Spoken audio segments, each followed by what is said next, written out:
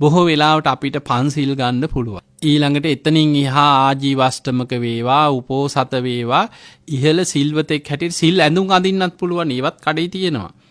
සිල් රැදි පොරෝගෙන සිල්වතෙක් හැටියට සුදුවෙන්ම සැරසීලා හරි සිල් ඇඳුමක් මැඳගෙන හරි ඉන්න පුළුවන්. හැබැයි ඔබේ හිතට එකඟව ඔබ දන්නවා ඔබ ඇත්තටම සිල්වතෙක්ද නැද්ද කියලා. අන්න ඒ නිසා ඔබේ හිතට එකඟව හෘද සාක්ෂියට එකඟ අවංක ජීවිතයක් ඔබ ගත ඔබේ ඇඳුමේ ඇඳගෙන ඉන්න රෙද්දේ නෙමෙයි සීලේ පිහිටලා තියෙන්නේ. අන්න ඒක හොඳට මතක තියාගන්න. ඔබ කවුද කියන එක ඔබේ හෘද සාක්ෂිය හොඳ ආකාරවම දන්නවා. හැබැයි ඒ වගේමයි ධර්මයේ අංගුත්තර නිකායේ සඳහන් වෙනවා මහණෙනි මේ ලෝකේ තමන් ගැන හරියටම දන්නේ තමන්. ඒ වගේමයි දෙවියනොත් තමන් ගැන ඒ විදිහටම දකිනවා කියලා. ඒ නිසා ඔබ හැංගිලා වැරදි කරත් ලෝකයාට අහු නොවෙන්න කරත් නීතියෙන් බේරිලා කරත් කවුරුත් මං ගැන දන්නේ නැහැ කියලා හිතුවත් දෙවියන් ඔබ ගැන දන්නවා කියන එක ඔබ හොඳට මතක තියාගන්න. දෙවියන් දකිනවා.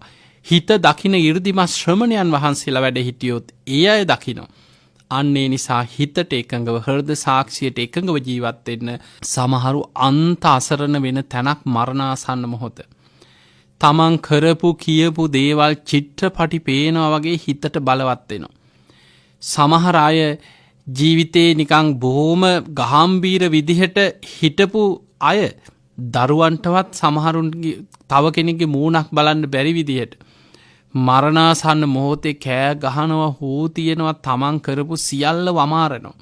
අයියෝ මම මේ වගේ පව්කම් කරා, මම මේ වගේ අපරාධ කරා, මම මේ වගේ නොපනත්කම් කරා, අනේ මාව බේරගන්න මට මේව පේනවා, අනේ මට සමා වෙන්න කී අර කරපු කියපු දේවල් හිතට මතක් වෙනවා, මනසට වද දෙනවා.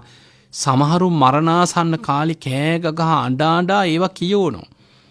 ඉතින් ඒ නිසා ඔබ මරණයේ ඉදිරියේ අසරණ නොවෙන්න නම් ඔබේ ජීවිතයේ අවසාන කාලේ ලෙඩක් දුකක් හැදිලා වයසට ගියත් මනසට වද දිදී අන්ත අසරණ පුද්ගලයෙක් හැටියට මිය නොයන්න නම් ඔබ හිතට එකඟ හෘද සාක්ෂියට එකඟ අවංක සීලවන්ත ජීවිතයක් ගත කරන ශ්‍රාවකෙක් බවට පත් වේ.